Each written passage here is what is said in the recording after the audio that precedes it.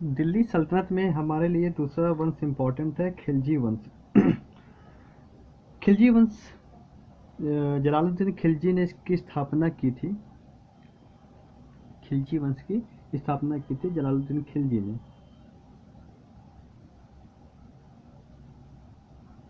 खिलजी वंश, अगर खिलजी वंश का काल देखा जाए तो ये 1290 से 1320 साल तक, 1320 ईस्वी तक चलता है। खिलजी वंश की स्थापना, खिलजी वंश की नींव अगर कही जाए तो जलालुद्दीन खिलजी ने की थी। इसको जलालुद्दीन फिरोज खिलजी भी कहा गया।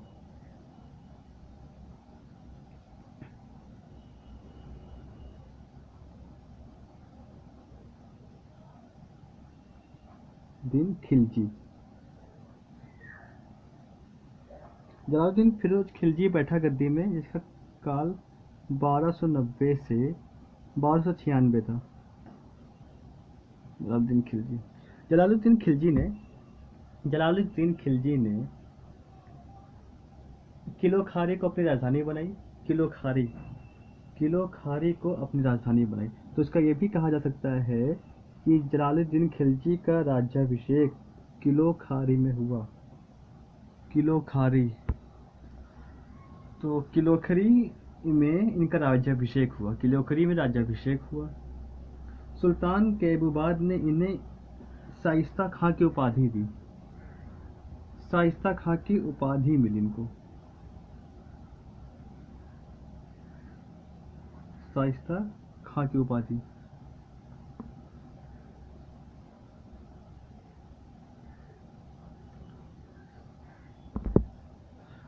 इनको शाइस्ता खां की उपाधि दी।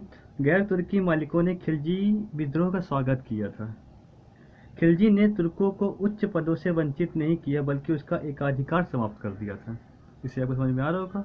उच्च पद को वंचित नहीं किया था, लेकिन हाँ, उनके जो अधिकार थे उसको समाप्त किया। दिल्ली दिल्ली सल्तनत का प्रथम सुल्तान था जिसने अपने विचारों को स्पष्ट रूप से रखा कि राज्य का आधार प्रजा का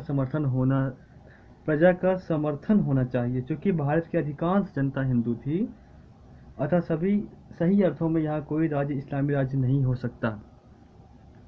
इसी के शासनकाल में इसी के शासनकाल में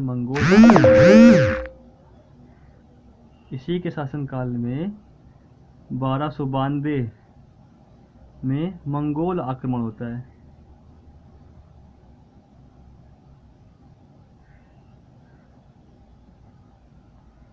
मंगोल आक्रमण हुआ जो अब्दुल्ला ने पंजाब पर किया। बहुत बार एग्जाम में आया कि मंगोल आक्रमण किसके शासनकाल में हुआ है, तो मंगोल आक्रमण खिलजी वंश के जलालुद्दीन खिलजी शासनकाल में 1992 में हुआ। देवगिरी के सफल अभियान के बाद जब अलाउद्दीन वापस आ रहा था तो उसे सुल्तान स्वयं उसे मिलने की कड़ा कहा गया। देवगिरी के सफल अभियान के बाद जब अलाउद्दीन खिलजी वापस आ रहा था तो सुल्तान स्वयं उससे मिलने गया। जहाँ पे ये थे जलालुद्दीन खिलजी वहाँ थे, वहाँ पे सुल्तान मिलने गया। अलाउद्दीन खिलजी ने अपने चाचा से गले मिलते समय जलालुद्दीन खिलजी से गले मिलते समय उसकी हत्या कर दी थी। जो अलाउद्दीन खिलजी था वो पहले कड़ा का गवर्नर था, तो अपने चाचा की हत्या कर दी। तो उसके बाद अब हत्या करी है तो दूसरा फिर राजवंश वही संभालेगा। तो जलालुद्दीन की हत्या कर दी गले मिलते समय। तो इसके बाद जो दूसरा कार्यकाल आता है वो अलाउद्दीन खिलजी का आता है। अलाउद्दीन खिलजी,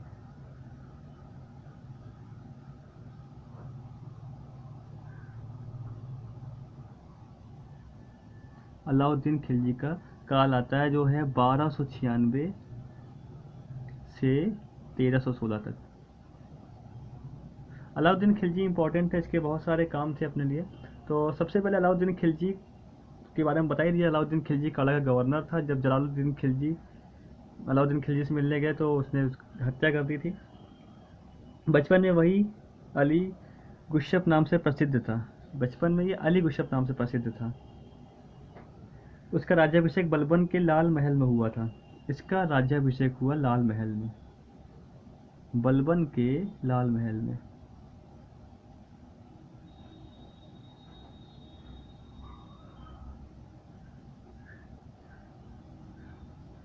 लाल महल में राज्याभिषेक हुआ।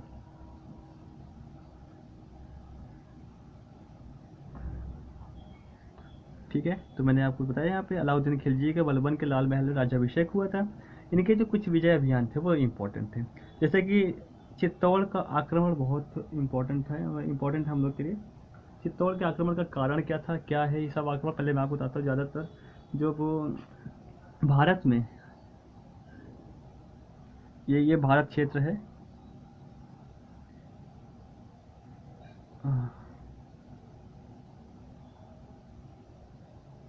ऐसे कुछ भारत क्षेत्र है, ये ईस्ट, वेस्ट, नॉर्थ, साउथ। यहाँ पे बंगाल की खाड़ी, अरब सागर, हिंद महासागर, हिमालय पर्वत श्रेणी, और यहाँ पे सिंधु सीरीज, यहाँ पे खैबर दर्रा, तो और यहाँ पे विंध्याचल, विंध्याचल पर्वतमाला, पर्वतमाला। तो भारत में अभी तक जितने भी विदेशी आक्रमण हुए वो उत्तरी भारत में हुए थे। भारत में जितने भी विदेशी आक्रमण हुए वो सब उत्तरी भारत में हुए थे। ज़्यादातर क्या, सबसे ज़्यादा उत्तरी भारत में आक्रमण हुए। उत्तरी भारत का सारा सोना, सारा पैसा, सब कुछ लूट करके विदेश जा चुका था। उत्तरी भारत से माना जाता है कि उत्तरी भारत से इतना सोना ले गए थे, इतना चांदी ले गए थे, लाखों हाथी, लाखों घोड़े भर भर के ले जाते थे, और उसको जब घोड़े से या हाथी से, ऊँट से गिर जाता था तो नहीं थे, क्योंकि इतना सोना था उनके पास कि कहाँ रखेंगे, इसलिए उसको उठाते भी नहीं थे। तो अलाउद्दीन खिलजी ने ये दिमाग लगाया कि नॉर्थ इंडिया में तो बहुत सारा सोना है, इसको लूटा जाए। नॉर्थ इंडिया में अभी तक एक भी आक्रमण नहीं हुए थे, तो 1293 सन 1293 में अलाउद्दीन खिलजी ने देवगिरी में पहला आक्रमण किया। जो 1293 में आक्रमण था, पहला मुस्लिम आक्रमण नॉर्थ इंडिया में हुआ, जिसको पहला मुस्लिम, दक्षिण भारत में पहला मुस्लिम आक्रमण 1293 में हुआ नॉर्थ इंडिया में, दक्षिण भारत में अलाउद्दीन खिलजी ने किया था देवगिरी में। लेकिन ये जो आक्रमण था, ये आक्रमण जलालुद्दीन खिलजी के शासन में हुआ था। उस समय जलालुद्दीन खिलजी थे, कि 1293 की बात है, और ये तो अलाउद्दीन खिलजी 1296 में बना था। लेकिन ये इसका काम है, इसलिए मैंने आपको बाद में बताया कि मुस्लिम आक्रमण, पहला मुस्लिम आक्रमण 1293 में हुआ था दक्षिण भारत में। तो इसने दक्षिण भारत से अपार संपदा लूटी, बहुत संपदा लूटी दक्षिण भारत से। तो दक्षिण भारत की संपदा ये पार करके गया था विंध्याचल पर्वतमाला, संपदा लूट के ले आया। एक आक्रमण इंपॉर्टेंट है, चित्तौड़ का आक्रमण।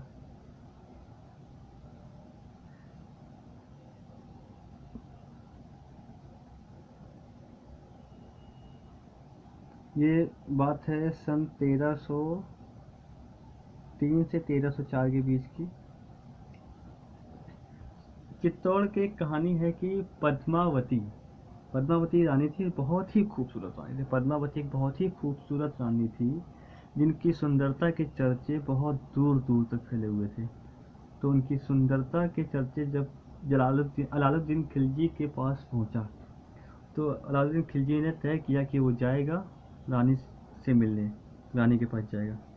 तो वो इसी कारण चित्तौड़ में जाता है और वहाँ पे आक्रमण करता है, लेकिन उसे रानी पद्मावती नहीं मिल पाती हैं।